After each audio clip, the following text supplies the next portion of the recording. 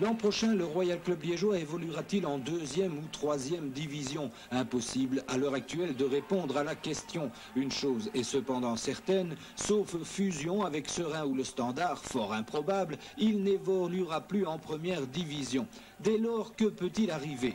3 scénarios sont possibles. Le premier, le plus catastrophique, le club disparaît purement et simplement. Le deuxième, il est déclaré en faillite et relégué en division 3. Enfin, le troisième scénario, le club descend simplement en 2e division.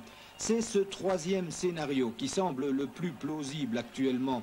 Un comité réunissant d'anciens joueurs, des supporters, des parents et le comité des jeunes s'est d'ailleurs mis en place pour sauver le matricule 4, celui du club et l'un des plus vieux de Belgique.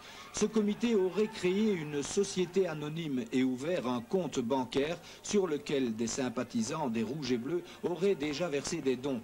Par ailleurs, des émissaires sont en contact permanent avec le principal actionnaire de la société du Royal Club liégeois, André Marchandise. But de ces contacts, tenter de convaincre l'ancien président de les aider à sauver le club. André Marchandise aurait accepté de laisser les jeunes évoluer sur les terrains en façade. Il pourrait alors vendre le stade. Il serait également prêt à céder au nouveau conseil d'administration le capital joueur. Resterait alors à trouver un terrain sur lequel évoluerait le club. C'est précisément là qu'intervient le stade de Németh-Ovesmont, propriété de la province depuis décembre 94.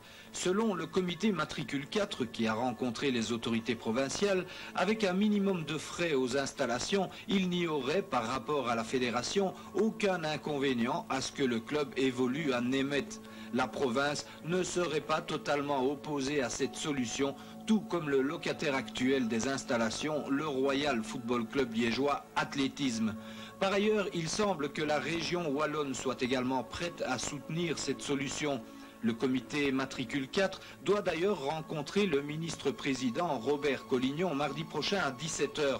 Avant cela, ce soir, ils doivent revoir les responsables du club d'athlétisme pour finaliser un préaccord. Beaucoup de réunions et de travail en perspective pour les sauveteurs du Royal Club liégeois qui, il faut bien le reconnaître, ne manquent pas d'idées et de persévérance. Reste à espérer qu'ils atteignent leur but.